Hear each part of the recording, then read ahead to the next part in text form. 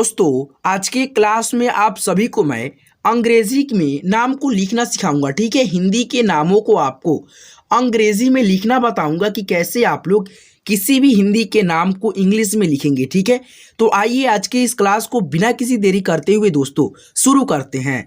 तो दोस्तों यहाँ पे देखिए हिंदी के नाम है बहुत सारे। ठीक है, जैसे कि भगत, कमल, अकल, मगर, चरण, इसी प्रकार से यहाँ पे ढेर सारे शब्द हैं। ठीक है, यहाँ पे देख सकते हो आप लोग। ठीक है, तो आप लोगों से मेरा रिक्वेस्ट है कि आप लोग इस क्लास को अगर शुरू से लेकर के लास्ट तक देखते हो तो आप लोग जो है ना अंग्रेजी के 3 अक्षर वाले अमात्रिक शब्दों को यानी कि नाम लिखना सीख जाओगे। तो आइए आज के इस क्लास को हम लोग बिना किसी देरी करते हुए दोस्तों शुरू करते हैं। तो देखिए यहाँ पे क्या है, सबसे पहला हिंदी के शब्द है भगत। ठीक है, तो सबसे पहले क्या अक्षर है, भ है। भ का इंग्लिश क्या होता है दोस्तों, BH से होता है भ। और दोस्तों इस भ में क्या है, अ का साउंड है। ठीक है, तो अ के लिए लगाना होगा आपको ए से अ। ठीक है, BH ए से हो गया भ, उसके बाद से ग। ठीक है, ग के लिए होता है जी, और ग में भी अ का साउंड है। ठीक है, तो जी ए से ग, उसके बाद से टी से तो। ठीक है, आपको बताया हूं कि मैंने पिछले कल की वीडियो में आपको बता दिया है कि देखिए इंग्लिश में नाम अगर आप लिख रहे हैं, ठीक है, किसी भी शब्द का आप इंग्लिश लिख रहे हैं तो देखिएगा पहला शब्द और दूसरा शब्द में जो है ना ए लगेगा। ठीक है, अगर स्वर अक्षर रहता है तो ए नहीं लगेगा।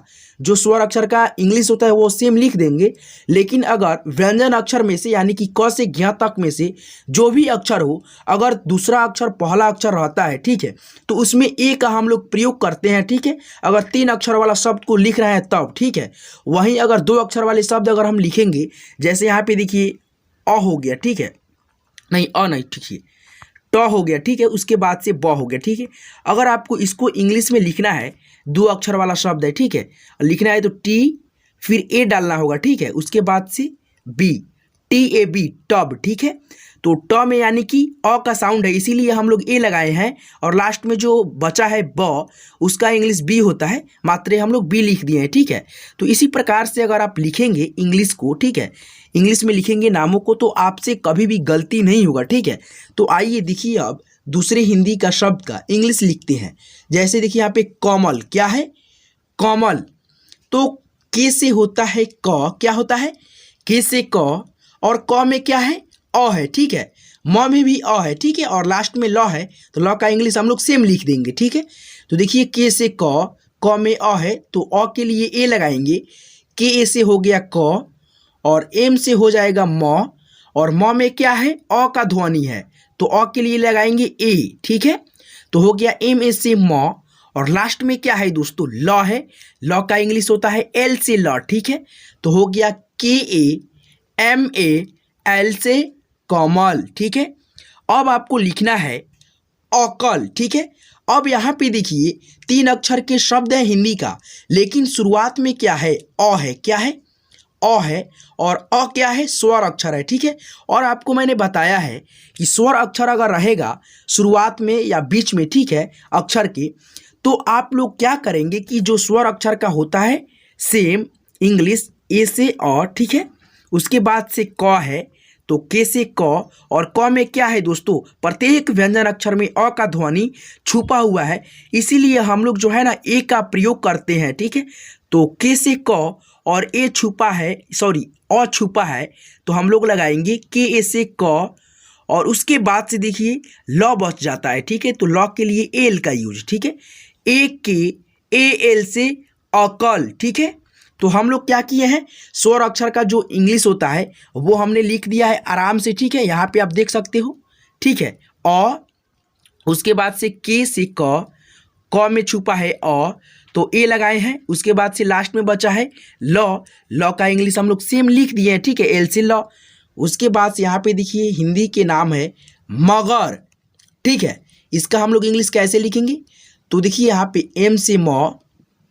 ठीक है, म में क्या छुपा है, अ। ठीक है, अ के लिए लगाते हैं हम लोग ए। ठीक है, उसके बाद से है ग के लिए लगाएंगे जी।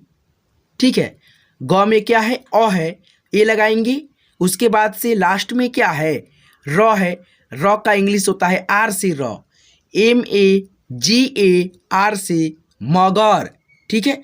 उसके बाद से दोस्तों है तीसरा यानी कि लास्ट है चरण, लास्ट नहीं है लेकिन मगर का बाद में है चरण, ठीक है। तो च का इंग्लिश होता है दोस्तों क्या, च का इंग्लिश होता है CH से च, और इस च में क्या छुपा हुआ है ए यानी कि अ, तो CHA से च, उसके बाद से है र, तो आर से लिखेंगे र में क्या छुपा हुआ है अ के लिए लगाएंगे ए, उसके बाद से लास्ट में क्या है अड़, तो अड़ के इंग्लिश क्या होता है एन से अड़, ठीक है, एन से अड़, तो लास्ट में जो इंग्लिश होता है सेम टू सेम लिख देंगे, ठीक है। तो एन लिख दिए अड़ के लिए, CHA से च, RA से र, एन से अड़, चरण, ठीक है। अब आइए यहाँ पे क्या है नगर, तो एन से न, ठीक है। देखिए यहाँ पे नगर है, इसका इंग्लिश आपको लिखना है तो कैसे लिखेंगे एन से न, ठीक है। उसके बाद से न में क्या छुपा हुआ है अ का ध्वनि, तो अ के लिए लगाएंगे ए, उसके बाद से है ग, तो लगाएंगे जी से ग में अ का ध्वनि है तो अ के लिए लगाएंगे ए से अ, उसके बाद से लास्ट में देखिए क्या है र, तो लगाएंगे क्या आर से र, ठीक है, NAGAR से नगर, ठीक है। आइए अब यहाँ पे देखते हैं, ठीक है। अब देखिए क्या है दोस्तों कहर, कहर का इंग्लिश क्या होगा के से क में अ का ध्वनि है ए लगाइएगा, उसके बाद से देखिए ह है, ह के लिए होता है H, और ह में अ का ध्वनि है ए लगाइएगा, उसके बाद से लास्ट में देखिए र बच जाता है तो र के लिए लगाइएगा आर से र, ठीक है। आपको मैंने बता दिया है लास्ट अक्षर यानी कि जो रहेगा उसका इंग्लिश आपको सेम टू सेम लिख देना है, KA से क, HA से ह, आर से र, कहर, ठीक है। अब आपको लिखना है शहद, तो ये देखिए कौन सा स है सलजम वाला स है, और इसका इंग्लिश होता है SH से तालाबे श, ठीक है, और इस स में भी अ का ध्वनि है SH लगाइएगा, ठीक है, SHA से स, उसके बाद से ह है, ह का इंग्लिश होता है H से ह में अ का ध्वनि है ए लगाइएगा, उसके बाद से देखिए लास्ट में क्या है द का इंग्लिश जैसे होता है वैसे सेम लिख दीजिएगा, ठीक है। डी से द होता है, ठीक है, इसमें औत का ध्वनि नहीं लगेगा, ठीक है। शहद क्या हो गया SHAHAD शहद। अब देखिए यहाँ पे क्या है चरण, ठीक है, दो यानी कि हिंदी के शब्द इसका लिखा दिया हूँ, ठीक है। चरण का यहाँ पे भी टाइप हो गया है गलती से, ठीक है। तो यहाँ पे आइए आगे बढ़ते हैं, दूसरे हिंदी के शब्द को आपको लिखना सिखाते हैं, ठीक है।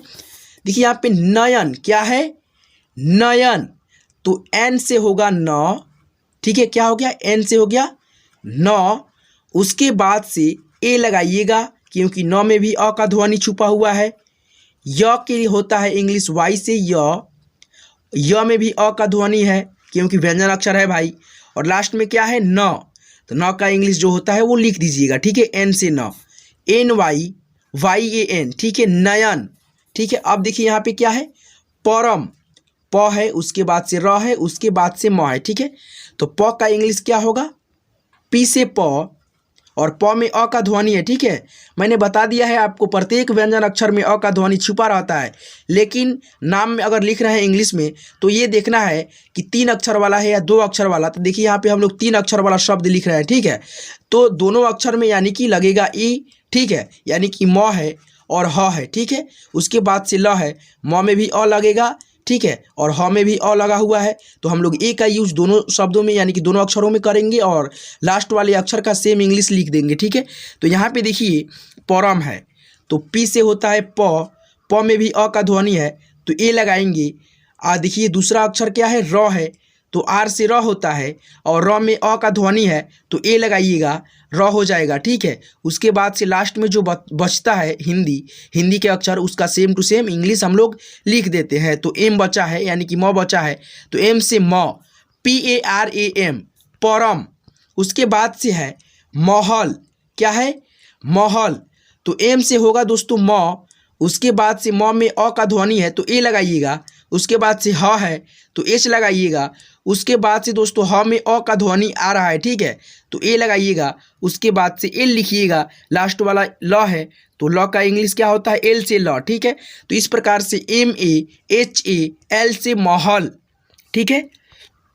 अब यहाँ पे देखिए क्या है, गगन, तो गगन का इंग्लिश क्या होगा, जी से ग, ठीक है, और ग में क्या है, अ का ध्वनि है तो ए लगाएंगे, GA से ग, जी से फिर ग, फिर ए लगाइएगा, ठीक है। उसके बाद से नौ का इंग्लिश एन लिख दीजिएगा, GA से ग, GA से ग, एन से नौ, गगन, गगन, ठीक है। यहाँ पे देखिए क्या है, नग्न, क्या है दोस्तों। अब देखिए यहाँ पे एक बात समझने वाली है, क्या है, नग्न स्वर। देखिए यहाँ पे व्यंजन अक्षर है लेकिन आधा ग है, ठीक है। ये हो गया आपका पूर्ण रूप से ग, ठीक है, और ये हो गया आधा ग, ठीक है। तो आधा ग में अ का ध्वनि नहीं छुपा है, ठीक है। ये आधा ग का आधा ही ग है, ठीक है, इसमें कोई भी अ नहीं छुपा हुआ है। तो इसका इंग्लिश कैसे लिखेंगे, देखिए यहाँ पे एन से हो गया नौ, नौ में तो अ का ध्वनि है तो NA लिखिएगा, NA से नौ।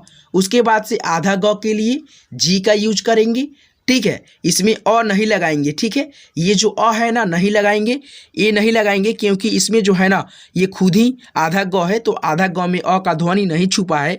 उसके बाद से नौ लास्ट में है तो लिख देंगे नौ का इंग्लिश सेम NAGN, ठीक है, नग्न, क्या पढ़ेंगे, नग्न, ठीक है। अब आपको लिखना है वचन, क्या लिखना है, वचन। तो व का इंग्लिश होता है V, या क्या होता है, WV होता है, ठीक है। तो आप लोग भी लिख सकते हैं, W भी लिख सकते हैं, ठीक है। तो WA लिखेंगे व के लिए, ठीक है, WA से व, फिर CH से होता है च, च में अ का ध्वनि है तो ए लगाइएगा।